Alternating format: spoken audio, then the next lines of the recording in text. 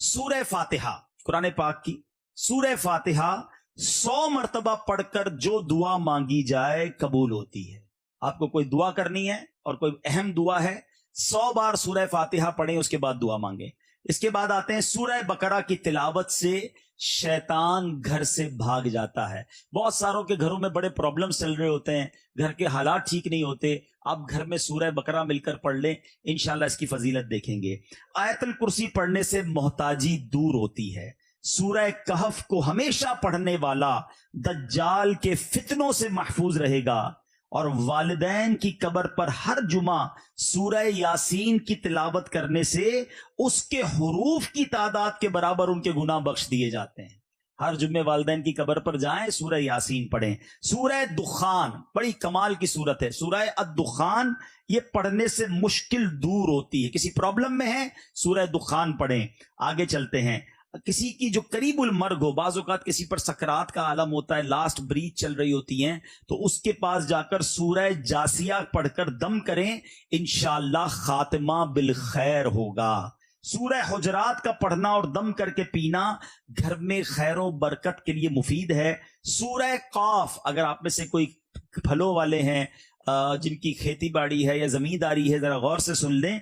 सूरह काफ ये पढ़ने से बाग के फलों में कसरत होती है। सूरह रहमान, सुभान अल्लाह, 11 बार पढ़ने से तमाम मकासद पूरे होते हैं। सूरह वाक़या जो शख्स रोजाना पढ़े उसे कभी फाका ना होगा। सूरह वाक़या की आदत डाल लें। सूरह मुल्क, सुभान अल्लाह, हर रात सूरह मुल्क पढ़ने वाला अजाब कब्र से महफूज रहेगा। सूरह मुज़्ज़म्मिल को 11 बार पढ़ने से हर मुश्किल आसान होती है। सूरह मुद्दस्सिर को पढ़कर, अगर ऐसे बच्चे हैं आपके घर में जो हाफिज कुरान बन रहे हैं या आप हिफ्ज कुरान करना चाहते हैं, तो सूरह मुद्दस्सिर को पढ़कर हिफ्ज कुरान की दुआ मांगी जाए तो कुरान करीम का याद करना आसान हो जाता है। सुभान अल्लाह। सूरह नाज़िआत पढ़ने से जान कनी की तकलीफ नहीं होगी। सूरह दुहा पढ़ने से भागा हुआ आदमी वापस आ जाएगा। सूरह अलम नशराह, जब ये आप ट्रेवल पर जाएं या आपका माल किसी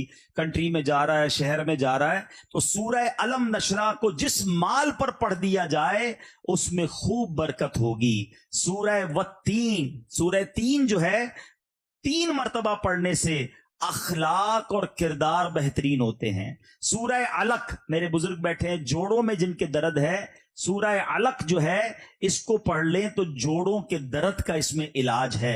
सूरह कद्र, इन्ना अंज़लनाहु फी लैलतिल कद्र, जो सुबह शाम पढ़े अल्लाह अज़्ज़ व जल उसकी इज्जत बढ़ा देगा। सूरह बय्यिना, बर्स और यरकान का इसमें इलाज है। सूरह ज़िलज़ाल जो पढ़े 1/4 कुरान के बराबर है। जिस आदमी या जानवर को नजर लग गई हो उस पर सूरह आदियात का दम मुफीद है। सूरह कारिया पढ़ने से बलाओं से हिफाजत रहती है। अगर मेरा भाई कोई कर्ज में है तो सुनिए, सूरह तकासुर, अलहाकुमुत तकासुर जो है 300 बार पढ़ने से बहुत जल्द कर्ज अदा हो जाता है। सूरह असर पढ़ने से गम दूर हो जाता है। सूरह हुमज़ा और सूरह फील बड़ी मुश्किल के वक्त पढ़ना बहुत मुफीद है। अगर कोई बे औलाद है तो सूरह कौसर की तिलावत से बे औलाद साहिबे औलाद हो जाता है। तो सूरह कौसर का विर्द, इन्ना आतैना कल कौसर, ये सूरत पूरी पढ़ते रहा करें। सूरह काफिरून 1/4 कुरान के बराबर। सूरह इखलास 1/3 कुरान, 3 बार पढ़ ले तो पूरे कुरान का सवाब। और सुभान अल्लाह, सूरह फलक और सूरह नास पढ़ने से जिन्नात और हासिदीन से हिफाजत रहती है। सूरह अद-दुखान पढ़ने से मुश्किल दूर होती है। जो करीबुल मर्ग हो उस पर सूरह जासिया का दम करने से खात्मा बिल खैर होता है। सूरह हुजरात का पढ़ना और दम करके पीना घर में खैर और बरकत के लिए मुफीद है। सूरह काफ पढ़ने से जो बाग होते हैं उनके फलों में कसरत होती है। सुभान अल्लाह। सूरह रहमान 11 बार पढ़ने से तमाम मकासद पूरे होते हैं। सूरह वाक़या जो शख्स रोजाना पढ़ेगा उसे कभी फाका ना होगा। सूरह मुल्क को हर रात पढ़ने वाला अजाब कब्र से महफूज रहेगा। सूरह मुज़्ज़म्मिल को 11 बार पढ़ने से हर मुश्किल आसान हो जाती है। سورہ مدثر کو پڑھ کر حفظ قرآن کی دعا مانگنے سے قرآن کریم کا یاد کرنا آسان ہو جاتا ہے. جو بچے حفظ کر رہے ہیں ان کے لیے زبردست وظیفہ ہے. سورہ النازعات پڑھنے سے جان کنی کی تکلیف نہیں ہوگی.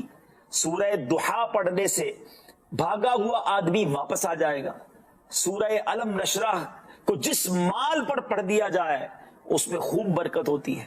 سورہ تین والتین والزیتون جو ہے 3 مرتبہ پڑھنے سے اخلاق و کردار بہتر ہوتے ہیں. سورہ علق میں جوڑوں کے درد کا علاج ہے.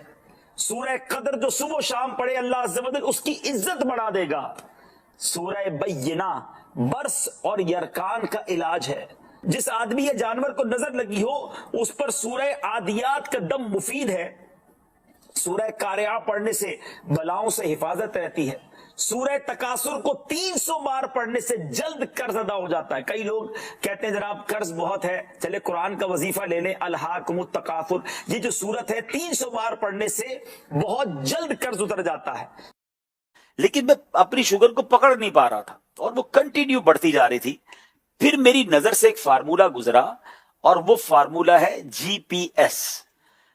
اب اس کے یہ فارمولا کیا ہے, تمام خاص طور پہ شوگر کے جو پیشنٹس ہیں اور جس کو شوگر نہیں ہے وہ بھی ذرا غور سے سن لیں, جن کا وزن زیادہ ہے, جو بلڈ پریشر کی مریض ہیں یا کولیسٹرول کے مریض ہیں.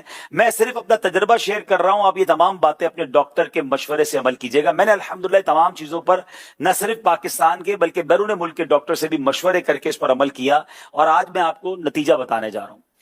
تو میری شوگر جو تھی, چلے بتا دیتا ہوں, میری شوگر 9.9 تک پہنچ گئی. بڑھتے بڑھتے 9.9 تک پہنچ گئی, جو کہ HB1C جو ہوتی ہے 3 مہینے کی شوگر, اور یہ گریجولی بڑھتی گئی. 7 سے کرتے کرتے 8 پہنچی, 9 پہنچی اور 9. میں نے کہا یہ کیا ہو رہا ہے, کیوں نہیں رک رہی شوگر؟ دوائیں چینج کر کے دیکھ لی تو پھر وہ GPS فارمولا میری نظر سے گزرا کہ شوگر صرف میٹھا کھانے سے نہیں ہوتی ہے.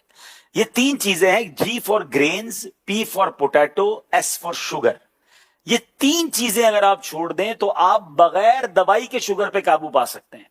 میں ایسے کئی لوگوں کو جانتا ہوں کہ جو پہلے 2 دوائیں کھاتے تھے, پھر ان کی شوگر 2-5 سال بعد دوائیوں نے اثر ختم کیا, وہ 4 ٹیبلٹ پہ پہنچتے ہیں, پھر دوائیوں اثر ختم کرتی ہے, وہ انسولین پر پہنچتے ہیں, اور ایک وقت آتا ہے کہ ان کی 25-30 سال پرانی شوگر کے بعد انسولین بھی کام نہیں کرتی ہے اور پھر بیچارے اعضا کٹتے ہم نے لوگوں کے دیکھے. تو اب اس فارمولے کا جو مجھے بتایا گیا کہ اس فارمولے پر عمل کرنے سے آپ شوگر کو ریورس کر لیں گے اور آپ دوائیں بھی چھوٹ جائیں گی.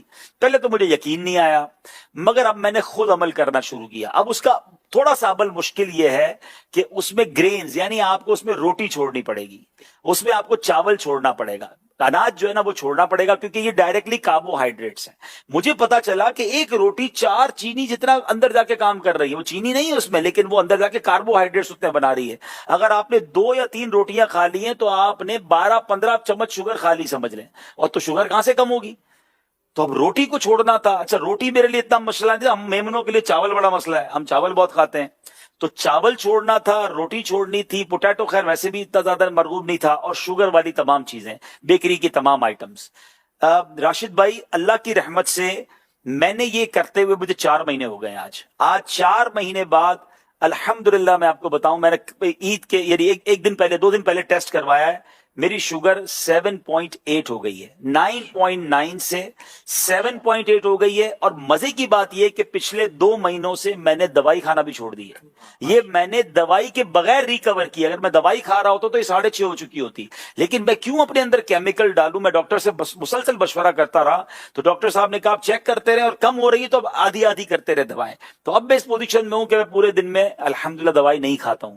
پھر اس کے بعد مجھے فائدہ یہ ہوا, میرا کولیسٹرول تھا 220, 2 مہینے پہلے کی بات کر رہا ہوں, اور آج کل کی رپورٹ کے مطابق 146 ہو چکا ہے وداؤٹ اینی میڈیسن. صرف میں نے ڈائٹ سے اس کو کنٹرول کیا. کچھ فیٹی لیور کے بھی پرابلمز تھے, وہ کم ہو گئے الحمدللہ, اور بھی بہت ساری چیزیں. میرا تقریباً 7 کلو وزن کم ہو گیا. میں وزن کم کرنے کی بہت ٹائم سے کوشش کر رہا تھا, میں نے کوئی زیادہ کوشش نہیں کی. میں کھا پراپر رہا ہوں, پیٹ بھر کے کھا رہا ہوں, ایسا نہیں میں نے کھانا کم کیا ہے, میں نے صرف ان 3 چیزوں سے اپنے آپ کو پیچھے کیا ہے الحمدللہ. اچھا پھر مزے کی بات یہ ہے کہ صرف میرے ساتھ نہیں ہوا. جب میں نے 2 مہینے میں رزلٹ دیکھنا شروع کیا, میں نے آس پاس کے دوستوں کو بتانا شروع کیا. میں نام نہیں لے سکتا, ہمارے اراکین شورا بھی ہیں, ہمارے بڑے بڑے ذمہ داران بھی ہیں. آپ یقین کریں اگلے 1-2 مہینوں میں جو ان کی مجھے کالیں آئی ہیں, جو شوگر کے پیشنٹ تھے وہ کہتے ہیں ہماری شوگر نارمل ہو گئی ہے, لوگوں کی انسولین چھوٹنا شروع ہو گئی ہے, وہ انسولین سے دوائی پر آنا شروع ہو گئے ہیں. اب میں آپ کو یہ ساری باتیں بتانے کے بعد اچھی نیت کے ساتھ اپنا شیڈول بتاتا ہوں, کیونکہ کچھ لوگ جب میں یہ بتاتا ہوں نا تو وہ کہتے ہیں روٹی اور چاول کے بغیر زندہ کیسے رہیں گے. ٹھیک ہے نا, میں 4 مہینے سے زندہ ہوں اور میں پہلے سے اچھی لائف گزار رہا ہوں, بہت فریش فیل کرتا ہوں. اب اس کا طریقہ کیا ہے میں آپ کو سمجھاتا ہوں. پہلے تو جب تک آپ اس کو سائڈ پہ کریں گے نا تو پھر آپ کو چیزیں بہت ساری نظر آنا شروع ہو جائیں گی. پہلے تو ہمیں نظر ہی ایک ہی چیز آتی ہے نا کہ بھئی 3 روٹیاں کھانی ہے روز کی یا 2 پلیٹ چاول کھانے. تو جناب آپ الحمدللہ سلاد, فروٹ, اور پھر آپ گوشت ڈائریکٹ تھوڑا سا لے لیں, آپ بوائل انڈے کھا لیں. اگر آپ کو فرائیڈ ایگ بھی کھانے تو کم تیل میں تل کے چمچ سے کھا لیں انڈے. میں 1-2 دن پہلے ایک جگہ گیا, دوست کے گھر دعوت تھی, بڑا بہترین کہہ رہے عید آ رہی ہے عبدالحبیب بھائی گوشت نہیں بنایا, دال چاول بنایا. اچھا اب میں پہلے کیا کرتا تھا, جب شروع میں نے ڈائٹ شروع کی تو میں لوگوں کو بتاتا تھا میں روٹی چاول نہیں کھاتا. تو پھر لوگ کیا کرتے تھے بیچارے, وہ باربیکیو منگوا رہے ہیں, مہنگے مہنگے کھانے منگا رہے ہیں. میں نے کہا یہ تو غلط ہو رہا ہے. تو اب میں نے بتانا چھوڑ دیا ہے, اب میں نخرے نہیں کرتا. میں کہتا ہوں میں آپ کے گھر آ جاؤں گا, جو بھی دعوت ہے. تو دال چاول بنایا تو بڑا کمال کا, ہمارے یہاں مشہور ہے دال چاول نا. تو سارے دوست کھا رہے تھے, تو میں نے آپ کیا کھائیں گے, میں نے بالکل کھاؤں گا. میں نے لیا, میں نے دال کی پلیٹ بھری, اس میں لوکی شریف نکالی اور میں چمچ سے دال کھانے لگا. میں نے لوکی کھائی. ہر دسترخوان پہ تھوڑا بہت تو سلاد ہوتا ہے, میں نے سلاد کھایا. دیکھیے ایک فارمولا اگر آپ کو سمجھ آ جائے نا کہ آپ کے وزن کا 1% آپ کا پیٹ ہوتا ہے. کسی کا 80 کلو وزن ہے, اس کا 800 گرام میں پیٹ بھرے گا. اب میرے پیٹ کے اندر اگر 700 گرام کی جگہ ہے تو میں نے یہ سوچ لینا ہے کہ 700 گرام بھرنا کس سے. یاد رکھیے میں اس کو اس طریقے سے آپ کو سمجھاتا ہوں, آپ کے ساتھ سب کے ساتھ ہوا ہوگا کہ کبھی آپ کو بڑی شدید بھوک لگی ہوگی. بچپن میں تو زیادہ ہوا تھا, ہم گرم گرم روٹی لینے جاتے تھے اور آتے آتے ہی ایک روٹی پوری کھا جاتے تھے. ممی نے منگوائی ہوتی تھی روٹی, تو بھوک اتنی لگی ہوتی تھی وہی روٹی کھا جاتی, کیونکہ بھوک لگی ہوتی تھی. نہ سالن تھا نہ کچھ تھا, کیونکہ بھوک لگی تھی. اور ایسا بھی ہوا ہوگا کہ آپ نے کبھی دوستوں کے ساتھ دال چاول کھایا ہوگا یا دال روٹی کھائی ہوگی, پیٹ بھر گیا. اب دنیا کی بہترین چیز آپ کے سامنے آ جائے تو آپ کیا کہتے ہیں, یار اب تو پیٹ بھر گیا. اٹ مینز پیٹ ہی بھرنا ہے, لذت تو زبان تک ہے. تو اگر آپ اس 700 گرام کی اس پراپر تھیلی کو اچھی چیزوں سے بھر لیتے ہیں تو آپ کو پھر ختم ہو جائے گا چیپٹر, آپ کا پیٹ بھر جائے گا. تو پہلے کوشش یہ کریں کہ فروٹ یا سلاد سامنے آ جائے, 300-400 گرام وہ کھا لیں. ٹھیک ہے, اب اس کے بعد جو کھانا کھا لیں. تو اب آپ 400 گرام وہ کھائیں گے جو اگر مثال کے طور پہ صحت کے لیے اچھا بھی نہیں ہے, تو وہ آدھا تو آپ نے اچھا کھا لیا. یعنی بہت ساری چیزوں کو اگر آپ آج صحت کے معاملات جو ڈاکٹرز بتا رہے ہیں اس کو اگر آپ سنت سے کنیکٹ کریں تو بہت چیزیں آپ کی بہتر ہو جائیں گی. آپ یہ کر روز چیک بھی کریں. مجھے کسی نے کہا موٹیویشن کیسے ملتی ہے آپ کو, میں نے کہا مجھے روز رات کو تحفہ ملتا ہے. کہتے کیسے, میں نے کہا میں روز پورا دن گزار کے سونے سے پہلے کھانے کے 2 گھنٹے بعد شوگر چیک کرتا ہوں اور مجھے پتا چلتا ہے کہ میری پورے دن کی ڈائٹ میں بغیر دوائی پیے میری شوگر نارمل ہے. میں اگلے دن کے لیے پھر تیار ہو جاتا ہوں کہ میں نے انشاءاللہ یہ چیزیں نہیں کھانی ہیں, اور الحمدللہ میں اس کا نتیجہ دیکھ رہا ہوں. تو اچھی نیتوں کے ساتھ خیر الناس من ينفع الناس, لوگوں میں اچھا وہ ہے جو دوسروں کے لیے بھی اچھا بنے. تو میں جو اپنے لیے اچھا سمجھ رہا ہوں آپ کو بتایا ہے. Cholesterol, blood pressure, sugar test کرواتے ہو نا, صحت کے لیے ٹیسٹ کرانا چاہیے, اچھی بات ہے. لیکن اب ان بیماریوں کے بارے میں بہت زیادہ کانشیس ہیں. میرا سوال ہے یہ بیماریاں کیا بگاڑ لیں گی آپ کا؟ اینڈ آف دا ڈے جان لے لیں گی نا. میں اس بیماری کا ذکر کر رہا ہوں جو اگر دل پہ بس گئی تو ایمان لے لے گی. بتاؤ کون سی خطرناک بیماری ہے؟ ایمان لینے والی نا. But nobody try to understand, کوئی اس کو ڈائگنوز کرنے کے لیے بھی تیار نہیں ہے. اس پوری کائنات میں سب سے پہلا جو گناہ ہوا, فرسٹ ایور سن, سب سے پہلا گناہ وہ کیا تھا؟ تکبر ہی تھا. شیطان نے سجدہ نہیں کیا تھا نا, اللہ میں اس سے بہتر ہوں, I am best. خلقتنی من نار وخلقتہ من طین, اللہ تو نے مجھے آگ سے بنایا, اسے مٹی سے بنایا, حضرت آدم کو. شیطان نے بڑی عبادتیں کی, بڑا علم بھی تھا, فرشتوں کا استاد تھا, جنت کا خزانچی تھا. Once in a lifetime اس نے تکبر کیا, ساری عبادتیں برباد, نورانیت چہرے کی چھین لی گئی, اللہ کی بارگاہ سے مردود قرار دے دیا گیا. مجھے ایک بات بتاؤ, جس نے ایک بار تکبر کیا اس کا یہ حال ہوا, جو روز تکبر کرتا ہے, جو بار بار تکبر کرتا ہے, اس کا کیا بنے گا؟ इन्नहु ला युहिब्बुल मुस्तकबिरीन, बेशक वो मगरूरों को पसंद नहीं फरमाता। और एक हदीस तो बचपन से आपने सुनी होगी ना, कि जिसके दिल में राई के दाने के बराबर तकब्बुर होगा। राई का दाना बहुत छोटा सा होता है, डॉट, नुक्ता। इसका मतलब ये हुआ कि इतना सा भी तकब्बुर जिसके दिल में होगा ना, अल्लाह के नबी अलैहिस्सलाम फरमाते हैं कि वो जन्नत में नहीं जाएगा। अब सोचिए, जिसका दिल भरा हुआ है तकब्बुर से, उसका तो पता नहीं क्या हाल होगा। राई के दाने के बराबर तकब्बुर भी एक्सेप्टेबल नहीं है। तो ये बात अंडरस्टैंड हो गई कि बड़ा गुनाह है? कायनात में होने वाला भी सबसे पहला गुनाह है और कबीरा गुनाहों में से गुनाह है। अल्लाह तबारक व तआला के सिवा दुनिया में और कोई खालिक व मालिक नहीं और कोई खुदा नहीं, मगर कई ऐसे लोग हैं और पहले भी थे जिन्होंने अल्लाह के सिवा और चीजों की इबादत की, और यूं समझिए कि दुनिया भी बर्बाद की और आखिरत भी बर्बाद की। आज आपको कुरानी वाकया सुनाना है जिसमें उन झूठे खुदाओं का तस्करा है।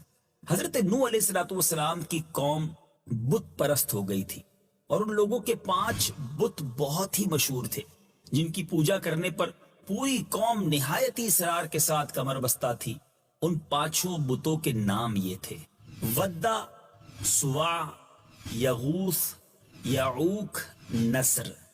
हजरत नूह अलैहिस्सलाम जो बुत परस्ती के खिलाफ वाज फरमाया करते थे, तो उनकी कौम उनके खिलाफ हर कूचा व बाजार में चर्चा करती फिरती, यानी आपके खिलाफ बातें करती। हजरत नूह अलैहिस्सलाम को तरह तरह से तकलीफें दिया करती। उन्होंने कहा, तुम अपने माबूदों को हरगिज न छोड़ना, और हरगिज वद्दा और सुवा और यगूस और याऊक और नसर नामी बुतों को न छोड़ना, और बेशक उन्होंने बहुत से लोगों को गुमराह कर दिया। ये 5 बुत कौन थे?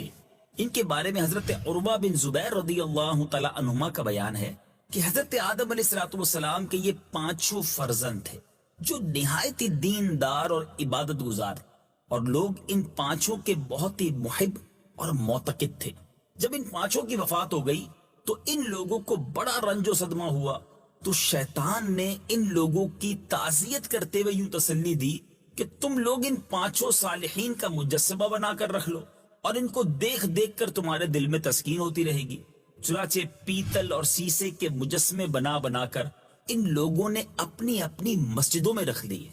कुछ दिनों तक तो लोग इन मुजस्समों की जियारत करते रहे, फिर लोग इन बुतों की इबादत करने लगे और खुदा परस्ती छोड़कर बुत परस्ती करने लगे। हजरत नूह अलैहिस्सलाम 950 बरस तक इन लोगों को वाज सुना सुना कर इस गलत काम से रोकते रहे, अल्लाह के सिवा दूसरे किसी को पूजने से रोकते रहे। बिलाखिर तूफान में गर्क होकर सब हलाक हो गए, मगर शैतान अपनी इस चाल से बाज ना आया और हर दौर में अपने वसवसों के जादू से लोगों को इस तौर पर बुत परस्ती सिखाता रहा कि लोग अपने सालिहीन की तस्वीरों और मुजस्समे बनाकर पहले तो कुछ दिनों तक उसकी जियारत करते हैं, फिर उनके दीदार से अपने दिल को बहलाते रहे, फिर रफ्ता रफ्ता उन तस्वीरों और मुजस्समों की इबादत करने लगे। इस तरह शिर्क और बुत परस्ती की लानत में दुनिया गिरफ्तार हो गई और खुदा परस्ती और तौहीद खालिस का चिराग बुझने लगा, जिसको रोशन करने के लिए अंबिया और साबिकीन यके बाद दीगरे बराबर मबूस होते रहे। यहाँ तक कि हमारे आका अलैहिस्सलाम ने हमेशा के लिए बुत परस्ती, अल्लाह के सिवा किसी और को पूजने की जड़ जो है वो इस तरह काट दी कि आपने तस्वीरों और मुजस्समों का बनाना ही हराम फरमा दिया और हुक्म सादिर फरमाया कि तस्वीर और मुजस्समे हरगिज हरगिज कोई शख्स किसी आदमी तो आदमी किसी जानदार के भी ना बनाए, और जो पहले से बन चुके हैं उनको जहां भी देखो मिटा दो और तोड़ फोड़ कर तबाह बर्बाद कर दो, ताकि न रहे बांस न बजे बांसुरी। फिर मीठे इस्लामी भाइयों, इस कुरानी वाक़े से हम सब के लिए भी ये दर्स है कि बाज लोग अपने बुजुर्गों की तस्वीरें अपने घरों में लगाते हैं, उन लोगों की तस्वीरें लगाते हैं कि जिनसे उनको अकीदत होती है, फिर बाज नादान तो उस पर हार भी पहनाते हैं। अल्लाह अल्लाह, ये वही मेरे मीठे इस्लामी भाइयों एक स्टेप है कि पहले उनकी जियारत होती है और एक वक्त आता है कि लोग उनकी इबादत करना शुरू कर देते हैं। अल्लाह गनी, मुझे और आपको अपनी ईमान की फिक्र करनी चाहिए امیر اہل سنت الحمدللہ کئی بار یہ بیان فرما چکے ہیں، ہمیں اپنے گھروں میں سے بھی تصویروں کو ہٹا دینا چاہیے، مجسمے بالکل نہیں ہونے چاہیے۔ آج کل شو پیس کے ذریعے اپنے گھروں کو سجایا جاتا ہے، کسی میں جاندار کا مجسمہ ہوتا ہے، بعض اوقات کچھ ایسی کاسمیٹکس یا اس طرح کی چیزیں، بچوں کے کھلونوں کی تصویریں اور اس طرح کی چیزیں ہمارے گھروں میں ہوتی ہیں۔ یاد رہے جس گھر میں تصویر ہو اس گھر میں رحمت کے فرشتے نہیں آتے۔ تصاویر لگاتے ہیں، اپنی فیملی کی تصاویر بھی لوگ گھروں میں لگاتے ہیں، اس کی شرعن اجازت نہیں ہے۔ آج ہی اپنے گھر کا سروے کیجئے، ان چیزوں کو ہٹا دیجئے۔ ہو سکتا ہے کوئی کہے میں تو اپنے والد صاحب کی تصویر لگائی ہے، ان کو دیکھتا ہوں تو دل بہل جاتا ہے، اپنے پیر صاحب کی تصویر لگائی ہے۔ ایسی کسی تصویر کو گھر میں لگانے کی، آویزہ کرنے کی شرعن بالکل اجازت نہیں۔ ہاں البتہ علماء کرام ایک دین کے کام کے لیے ان چیزوں کی اجازت دیتے ہیں۔ جس طرح آپ مدنی چینل دیکھ رہے ہیں، یہ جو تصویریں ڈیجیٹل فارم میں ہیں، چاہے وہ کمپیوٹر میں ہیں، موبائل میں ہیں، اس کا حکم الگ ہے، لیکن جن تصویروں کو پرنٹ کر کے گھروں میں پورٹریٹ کر کے لوگ لگاتے ہیں، اس کی شرعن اجازت نہیں ہے۔ اللہ کریم مجھے بھی ایمان کامل نصیب فرمائے، آپ کو بھی ایمان کامل نصیب فرمائے۔ مدنی چینل دیکھتے رہیے اور خاص طور پر قرآن پاک کو پڑھتے رہیے، اس کی برکتیں نصیب ہوں گی۔ آج کے سلسلے میں ایک قصہ نہیں بلکہ آپ کو دو قصے سنانے ہیں۔ ایک تو آپ نے یہ سن لیا ان جھوٹے خداؤں کے بارے میں، اب آئیے اللہ عز و جل کے سپاہی، سبحان اللہ، جو فرشتے ہیں، ان کا اور ابو جہل کا ایک بار سامنا ہوا، کیونکہ آج ہمارا دوسرا ٹاپک ہے ابو جہل اور خدا کے سپاہی۔ ابو جہل نے نبی پاک علیہ الصلوۃ والسلام کو کعبہ شریف میں نماز پڑھنے سے منع کیا تھا، اور وہ اعلانیہ کہا کرتا تھا کہ اگر میں نے محمد صلی اللہ تعالی علیہ وسلم کو نماز پڑھتے دیکھا تو اپنے پاؤں سے ان کی گردن کچل دوں گا اور ان کا چہرہ خاک میں ملا دوں گا۔ چنانچہ وہ اپنے اس فاسد ارادے سے پیارے آقا علیہ الصلوۃ والسلام کو نماز پڑھتے دیکھ کر آپ کے قریب آیا، مگر اچانک الٹے پاؤں بھاگا، ہاتھ آگے بڑھاتے ہوئے جیسے کوئی مصیبت روکنے کے لیے ہاتھ آگے بڑھاتا ہے، یعنی اس نے اس طرح ہاتھ آگے بڑھایا جیسے اپنے آپ کو کوئی بچاتا ہے۔ اس کے چہرے کا رنگ اڑ گیا اور بدن کی بوٹی بوٹی کانپنے لگی۔ اس کے ساتھیوں نے پوچھا کہ تمہارا کیا حال ہے؟ تو کہنے لگا میرے اور محمد صلی اللہ تعالی علیہ وسلم کے درمیان ایک خندق ہے جس میں آگ بھری ہوئی ہے اور کچھ دہشت ناک پرند بازو پھیلائے ہوئے ہیں۔ اس قدر خوفزدہ ہو گیا ہوں کہ آگے نہیں بڑھ سکا اور ہانپتے کانپتے کسی طرح جان بچا کر بھاگا۔ اس کے بعد بھی ابو جہل اپنی خباثت سے باز نہیں آیا، پیارے آقا علیہ الصلوۃ والسلام کو نماز پڑھنے سے منع کرنے لگا۔ اس پر پیارے آقا علیہ الصلوۃ والسلام نے اسے سختی سے جھڑک دیا تو ابو جہل نے غصے میں بھر کر کہا آپ مجھے جھڑکتے ہیں، حالانکہ آپ کو معلوم نہیں مکہ مکرمہ میں مجھ سے زیادہ جھتے والا، مجھ سے بڑی مجلس والا کوئی نہیں، یعنی میرے بڑے تعلقات ہیں، میرے بڑے جناب آگے پیچھے لوگ ہیں۔ ابو جہل کہتا ہے خدا کی قسم میں آپ کے مقابلے میں سواروں اور پیدلوں سے اس میدان کو بھر دوں گا۔ اس کی اس دھمکی کے جواب میں سورہ علق یعنی سورہ اقرا کی یہ آیت نازل ہوئی، اللہ غنی۔ نبی پاک کی شان تو دیکھیں کہ کفار میرے آقا کی شان میں گستاخی کرتے تھے۔ آج دنیا کا دستور ہے لوگ کسی کو برا کہیں تو وہ جواب دیتا ہے۔ شان مصطفیٰ صلی اللہ تعالی علیہ وسلم دیکھیں کہ نبی پاک کی گستاخی ہوتی، جواب قرآن دیا کرتا۔ اگر وہ باز نہ آیا تو ضرور ہم پیشانی کے بال پکڑ کر کھینچیں گے، وہ پیشانی جو جھوٹی خطا کار ہے، تو اسے چاہیے کہ اپنی مجلس کو پکارے، ہم بھی جلد ہی دوزخ کے فرشتوں کو بلائیں گے۔ حدیث پاک میں ہے کہ اگر ابو جہل اپنی مجلس والوں کو بلاتا تو فرشتے اس کو بالاعلان گرفتار کر لیتے اور وہ زبانیہ کی گرفت سے نہیں بچ سکتا تھا۔ اے میرے بیچ اسلامی بھائیوں، اس واقعے سے سیکھنے کو کیا ملا؟ ابو جہل جب تک زندہ رہا نبی پاک علیہ الصلوۃ والسلام کی دشمنی اور آپ کو تکلیف پہنچانے پر کمر بستہ رہا اور دوسروں کو بھی اس پر اکساتا رہا۔ بالآخر قہر خداوندی میں گرفتار ہوا کہ جنگ بدر کے دوران لڑکوں کے ہاتھوں ذلت کے ساتھ قتل ہوا اور اس کی لاش بے گور و کفن بدر کے گھڑے میں پھینک دی گئی۔ اس طرح تمام دشمنان رسول طرح طرح کے عذابوں میں مبتلا ہو کر ہلاک و برباد ہو گئے۔ اللہ کریم ہمیں نبی پاک علیہ الصلوۃ والسلام سے سچی محبت عطا فرمائے، بے ادبی سے بچائے بلکہ بے ادبوں کے شر سے بھی بچائے.